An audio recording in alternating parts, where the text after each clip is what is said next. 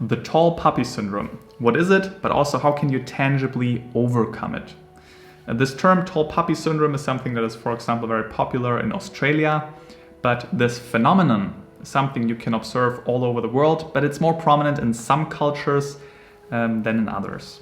Now, what does it mean? It's basically, in a sense, the fear of success, and particularly the sense of standing out, being more successful, being more popular, and this fear of then being disliked by the crowd.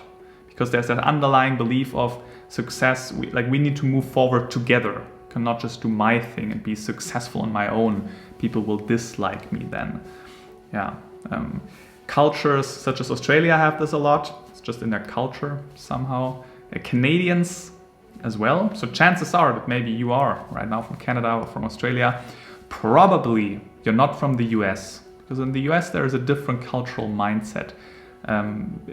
People cheer you on if you're successful. People even like talking about their successes because they know there's a lot of goodwill. It's about you living up your journey. The entire history of the US is set up this way, that people are very individual human beings and they go their own path. The American dream, it's even promoted there. Nevertheless, of course, you can have a fear of success, like what happens if I can't handle it. You can still have a fear of failure and all of that. But it's not so much an interpersonal fear of what if other people dislike me if I become successful. That's something, for example, in Australia and Canada, is a big thing. Yeah. And to understand this concept, I would like to tell you a quick story. I think this is crucial. This story explains so much about this entire phenomenon and where is this coming from. And it's about zebras. If you take a closer look of zebras, you'd first might even wonder, why do they have black and white stripes? You can see them, it's so obvious, like a lion at least makes sense. You don't really see them in the grass, they're hiding. But zebras have a very great advantage if they get hunted by a lion. Because a lion has a really hard time hunting a zebra down because he has to decide on one particular zebra which he wants to hunt. And if they're running in a crowd with this black and white camouflage, it's really difficult. Like they cannot really choose one. It's really hard. And this is also the reason why they are colored and shaped that way. The only problem is that there are scientists who are trying to analyze zebras and looking at them, and whenever they look down, want to take some notes, and then they look up again, they don't know anymore which zebra they were observing. So what they once did is they just put a red dot on one of the zebras so they can always recognize it and observe it. The only problem was the following. This zebra, the zebra that they put a dot on, or the zebra that was visually standing out, got killed by the lions. Because this was suddenly a unique selling point, basically, of this one zebra. They could distinguish it, and therefore they had an easier time hunting this one zebra down. This one zebra was standing out, and that was extremely dangerous. And that's basically the tall puppy syndrome explained. Because if you're standing out, if you're very successful, if you're very unique, if you have above average money or something like that, you're different from the crowd. You're standing out. And people will hunt you. Some people will not like it. And it is more dangerous to have more power.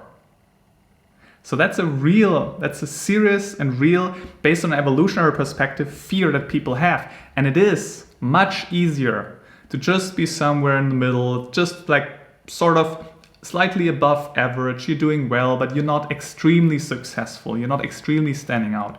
Haters will not come up with that. You're having a chilled life, you have friends, everybody likes you. But really standing out, that might be difficult.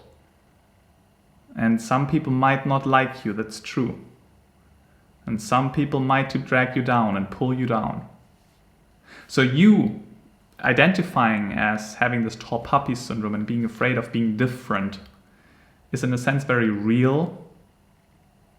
And we should first of all appreciate that.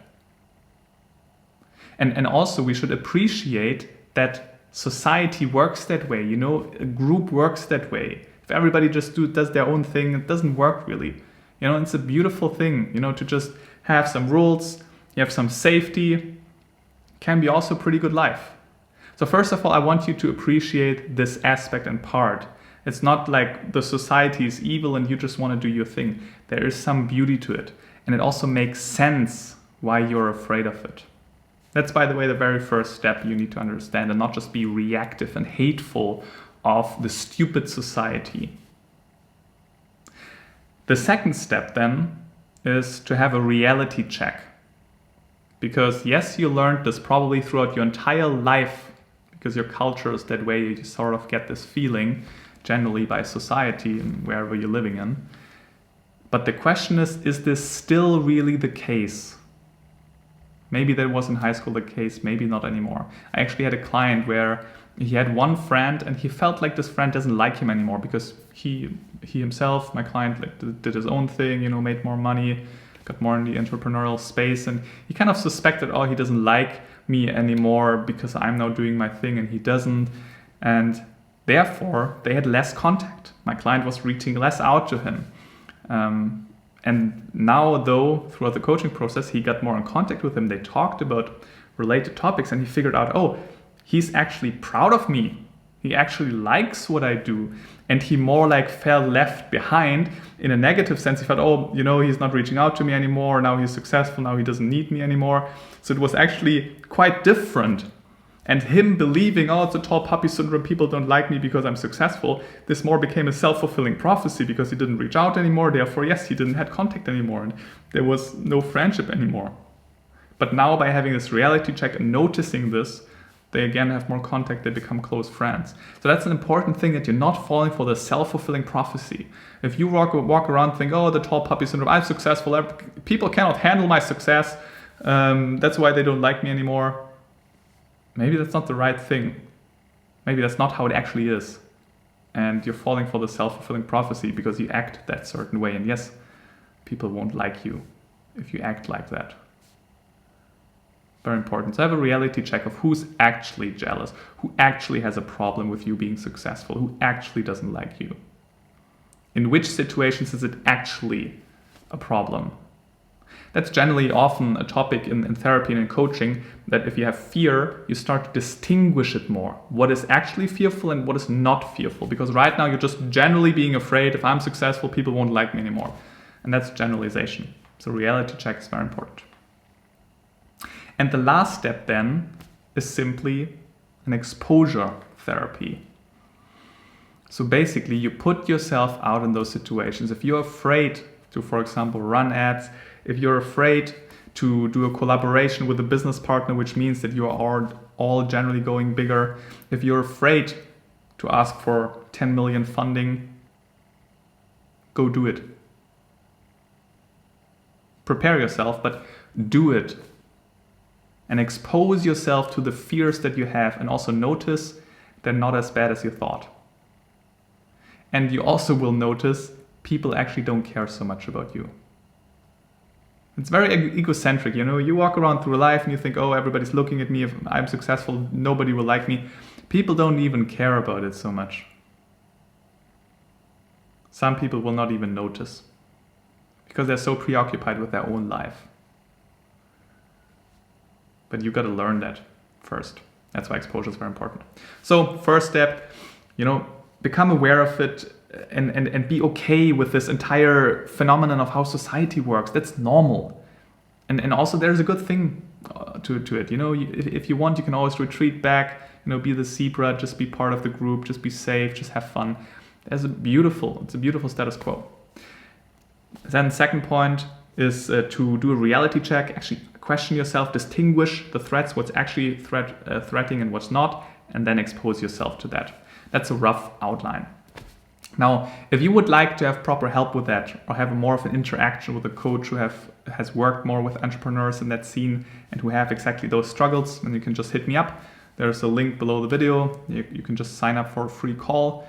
And this is where we get to know each other. This is where we see how working together will look like. And we even come up with a custom strategy for you, how you can overcome your tall puppy syndrome. Because there's a way. It's not something you're born with. It's not genetics. Not at all. That's something you can work on. fairly easily. Within a couple of weeks, you can pretty much let go of that. You engage in the actions you want to, and you feel much more at ease with that. And letting go of that makes you feel more authentic. You can act more authentically, you can think more authentically, you have less threat and anxiety into your mind, and that means that you grow much more as a human being. You self-actualize because you actually fulfill your potential, your own authentic potential that you are, independent of what others expect you to be. So that might be one of the most important things you can do this year. All right, so again, everything you need to do is just click the link below, and I'll talk to you soon.